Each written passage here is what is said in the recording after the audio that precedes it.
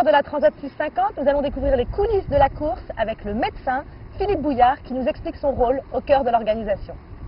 Oui, bonjour, j'ai fait l'édition de 2005 et donc je m'occupe des skippers sur cette course depuis 2001, c'est ce qui m'a amené à faire la course moi-même. Alors le rôle du médecin, il est d'une part en amont de la course, par rapport où on a la liste des inscrits, de collecter un peu tous les dossiers médicaux pour s'assurer qu'il n'y a pas d'antécédents qui sont, je dirais, incompatibles avec cette course.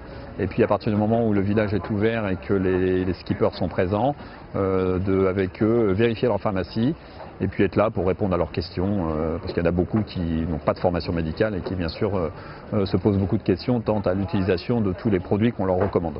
La gestion des problèmes médicaux pendant la course se font, on va dire, en fonction du problème. Pour toutes les pathologies bénignes, ils ont la possibilité de déclencher leur balise, la balise mise en place par l'organisation, sur laquelle il y a une touche orange qui s'appelle la touche médicale.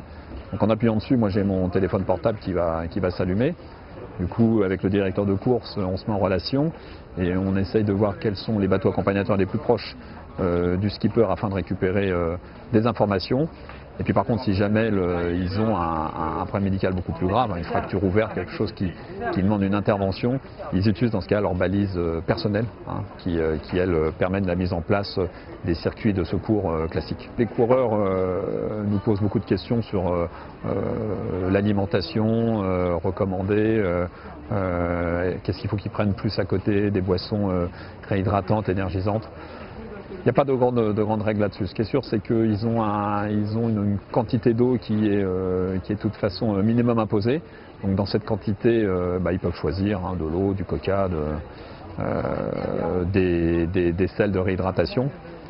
Et puis sur l'alimentation, ils ont essentiellement souvent choisi soit l'alimentation sous vide, soit ce qu'on appelle les lyophilisés, donc des aliments sans eau, donc pour lesquels ils les reconstituent à bord.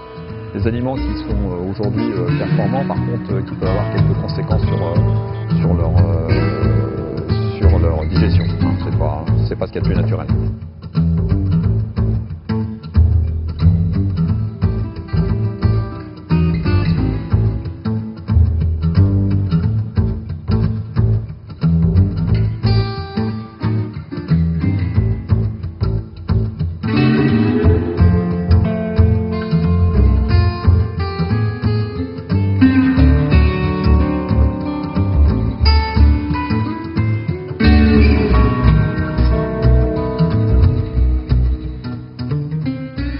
On se retrouve demain pour une nouvelle émission et un nouveau point course. Bye bye!